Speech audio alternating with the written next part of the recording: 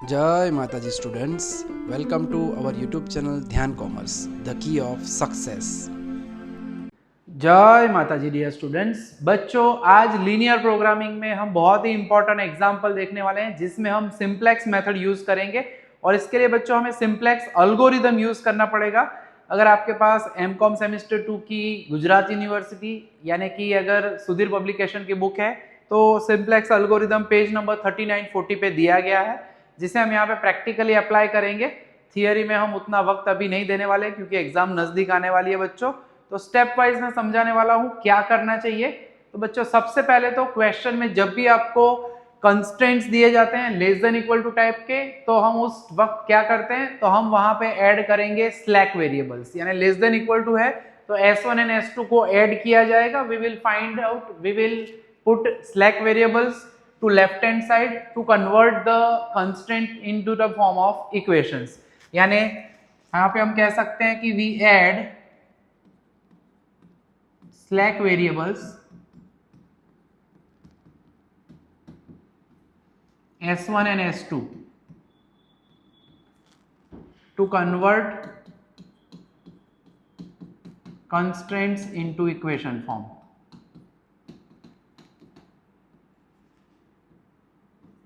बच्चों, दो टाइप के मेनली वेरिएबल्स ऑब्जर्व किए जाएंगे। अगर less than equal to type के कंस्टेंट है तो उसमें हम स्लैक वेरिएबल S1 ऐड करते हैं, और अगर greater than equal to type constant है तो उसमें सरप्लस वेरिएबल उसे हम सब्ट्रैक्ट करेंगे। तो वैसे सम्स आएंगे तब देखेंगे। तो हमारा इक्वेशन बन जाएगा, first equation will be x1 plus x2 minus 2x3 plus S1। Ultimately left side पे वैल्यू कम है तो वहां पे हम ऐड करेंगे, और अगर ग्रेटर देन दिया जाए, ज्यादा हो तो वैल्यू हम माइनस करेंगे। So these are our two equations. सबसे पहला स्टेप है ऑब्जेक्टिव फंक्शन मैक्सिमाइजेशन टाइप का होना चाहिए, देन कंस्ट्रेंट को इक्वेशन फॉर्म में कन्वर्ट करो, then we will find out initial basic feasible solution. यानी उसके लिए क्या करना चाहिए, तो to find out initial basic feasible solution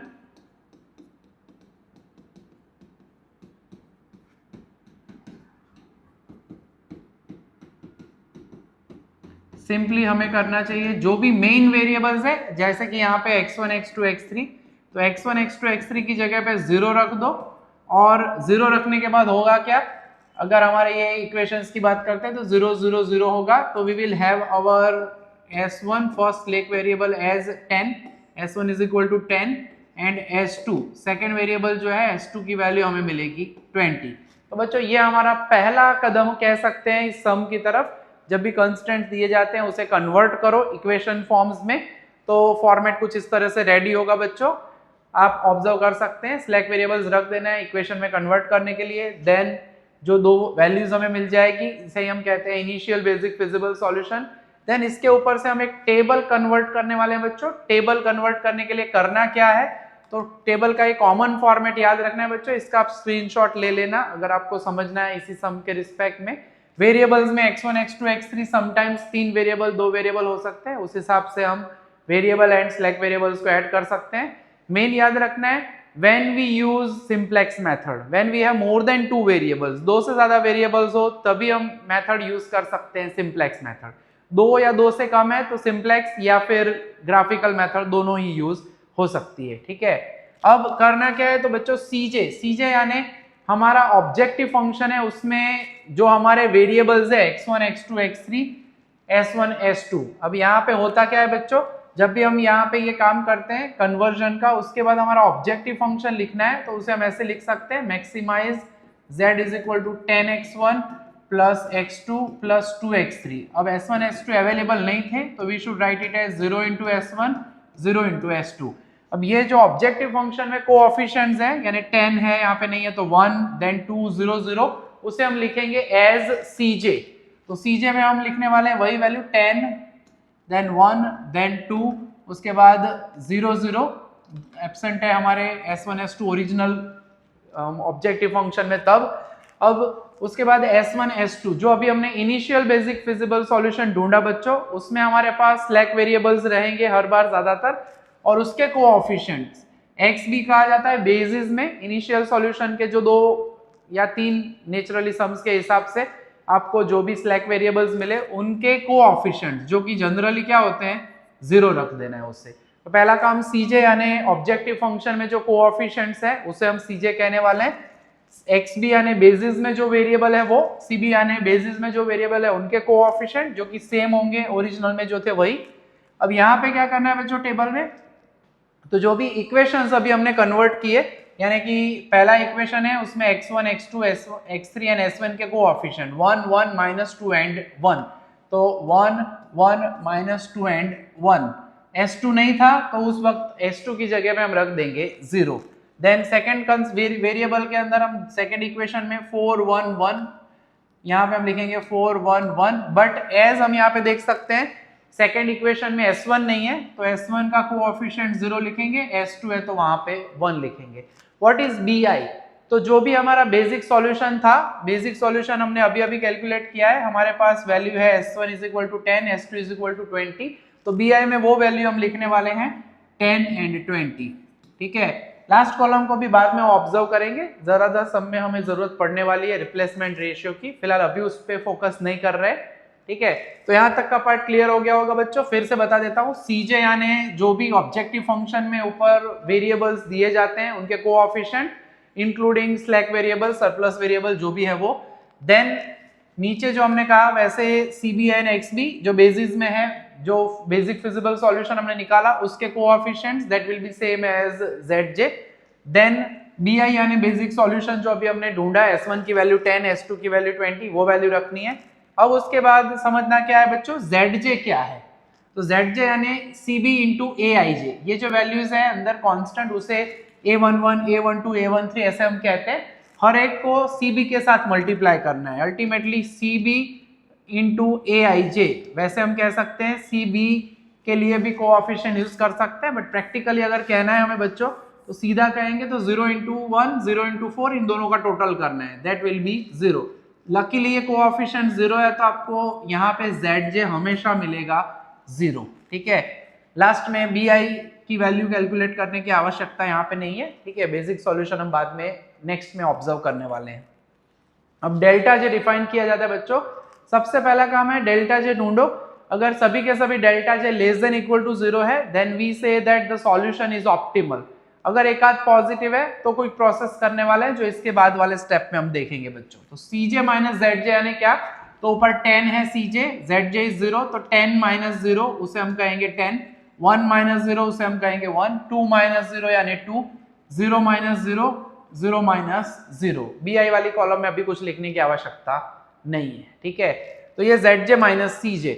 अब जब भी आपको इस तरह से डेल्टा j की वैल्यूज मिल जाती है तो हमारा फॉर्मेट है, स्टेप कहता है कि अगर सभी delta J less than equal to 0 हो यानी 0 या नेगेटिव वैल्यू हो then we say that it is the optimal solution. मगर अगर पॉजिटिव है तो क्या करना चाहिए, तो इन सभी में मोस्ट पॉजिटिव यानी यहाँ पे हमारे पास है 10, उस जगह पे हम एरो करते हैं और इस कॉलम को कहा जाता है पीवट कॉलम या मेन कॉलम, की कॉलम। अलग अलग बुक्स में अलग अलग ऑथर अलग अलग वर्ड यूज करते हैं, and that variable corresponding to this value variable x1 है, तो हम कह सकते हैं कि वेरिएबल x1 जो है उसे हम इस बेसिस में एंटर करेंगे। ठीक है, x1 will enter the basis. ठीक है, बेसिस के अंदर एंटर करेंगे हम उन्हें, तो ये थोड़ा सा पार्ट ध्यान रखना है। ठीक है, प्रैक्टिस की जरूरत पड़ेगी इस मेथड में।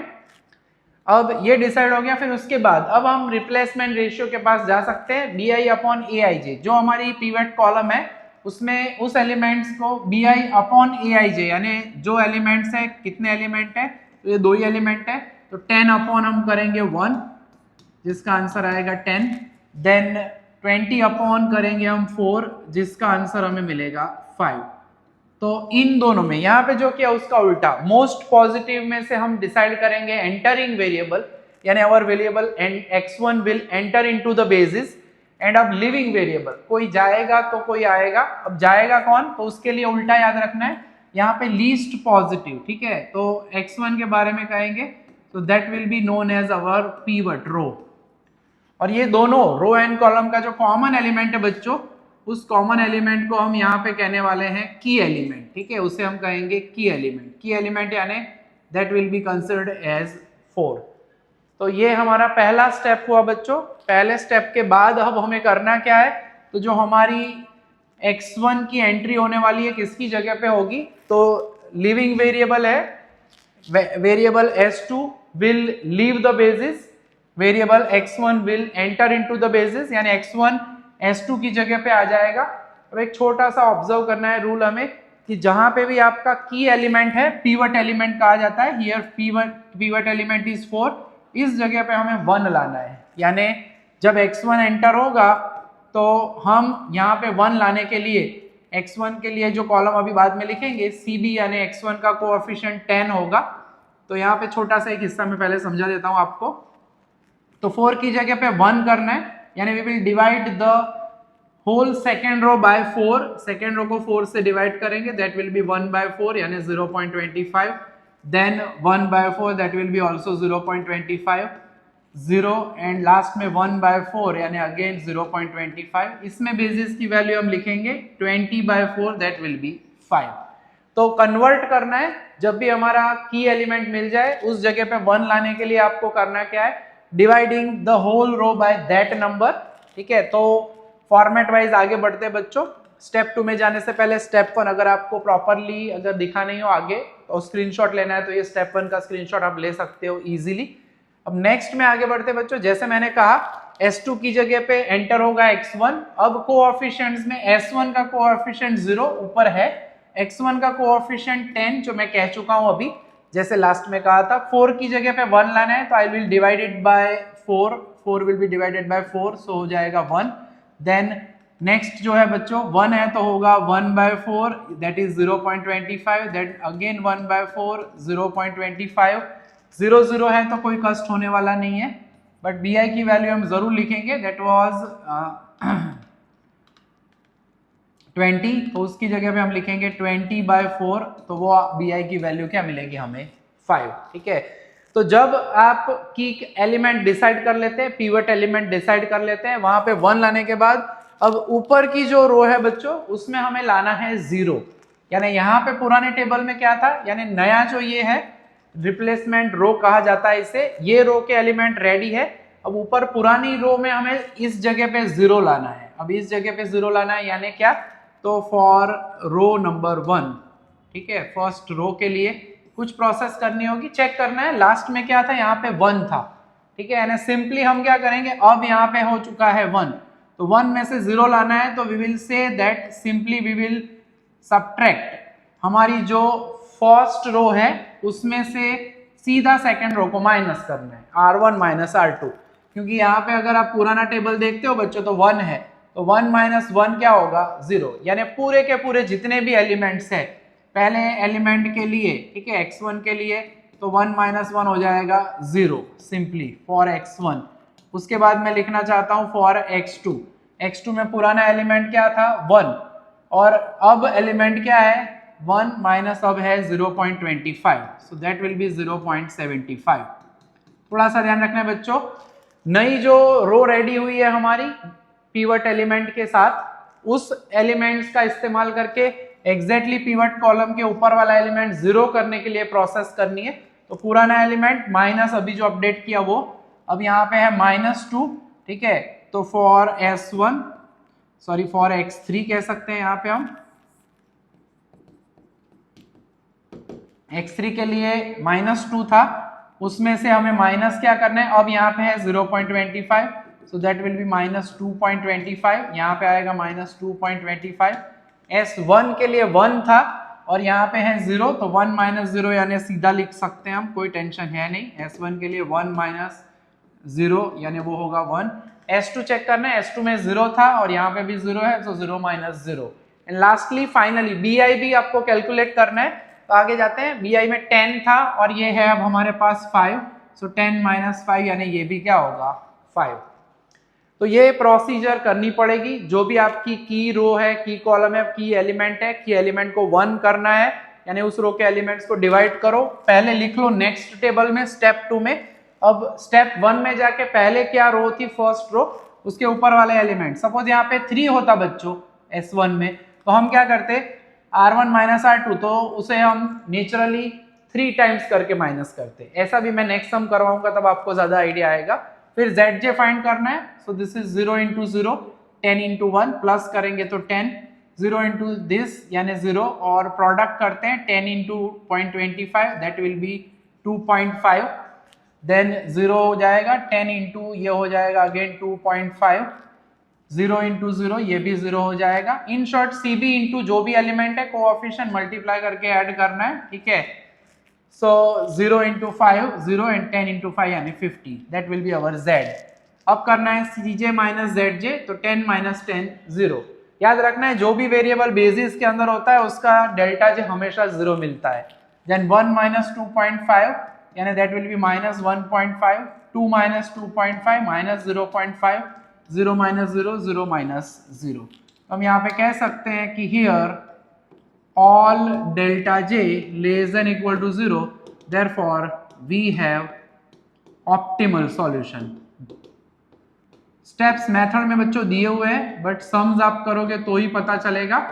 और फाइनल सॉल्यूशन के लिए यहाँ पे जो हमारे मेन वेरिएबल है, मेन वेरिएबल 3 थे, x1 x2 x3, उसमें खाली x1 ही जिंदा है और x1 की वैल्यू हमारे पास BI में 5 है, तो हम कह सकते हैं Z मैक्सिमम और उसकी वैल्यू Z मैक्सिमम यानी ZJ की वैल्यू वो हो जाएगा 50 for x1 is equal to, हम यहाँ पे कह सकते हैं 5, x2 is equal to absent है x2 x3 हमारे फाइनल टेबल में, तो x2 x3 हम क्या लेंगे 0 लेंगे।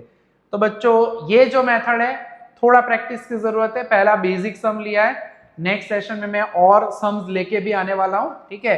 अब ये Z चेक करना है तो आप x1 की वैल्यू 5 ओरिजिनल फंक्शन में रख सकते हो, x1 इज इक्वल टू 5 यहाँ पे रखो, 10 इंटू 5 यानी 50 प्लस 0, तो वो आंसर हमें क्या मिलेगा 50, ठीक है। तो ये हो गया हमारा सॉल्यूशन बच्चों। ये कैलकुलेशन थोड़ी मैंने यहाँ पे दिखाई हुई है, ये कंपलसरी नहीं है एग्जाम में, ठीक है। तो फाइनल अगर स्क्रीनशॉट लेना है बच्चों तो ये टेबल का फाइनल आंसर भी आपके लिए यहाँ पे रेडी है। तो पहला सम है एकदम बेसिक सम लिया है बच्चों मैंने, नेक्स्ट सम में थोड़ा सा और कैलकुलेशन तूफानी होगी। तो मिलते हैं हमारे नेक्स्ट सेशन में, तब तक के लिए इस सम को देखिए। और बुक में अगर आपको देखना है तो पेज नंबर 39-40 मटेरियल कॉपी में बच्चों को तो मेथड यहाँ पे दी गई है। तो यहाँ तक रखेंगे आज के सेशन में। जय माता जी, thank you and take care. Please like, subscribe, share and press bell icon for notification. Thank you.